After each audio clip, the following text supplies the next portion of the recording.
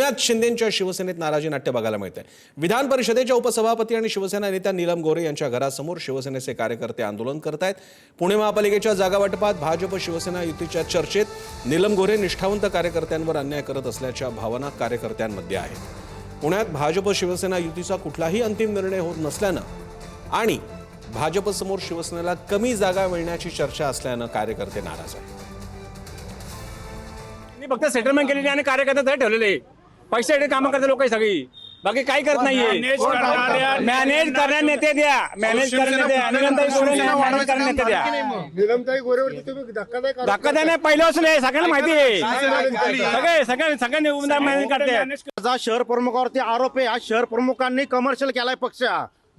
आज मला सांगा हडपसर म्हणजे तुम्हाला तिथं 5 हे पाहिजे तुम्हाला उमेदवार 6 उमेदवार, मग पुणे शहरामध्ये काय ठेवणार आम्हाला? पण यांनी जे कार्य नाही, मी सांगतो मी जिल्हा प्रमुख आहे शिवसेनेचा, पण मी इलेक्शन लढवणार नाही। ह्या सगळ्या कार्यकर्त्यांवर अन्याय झालेला आहे।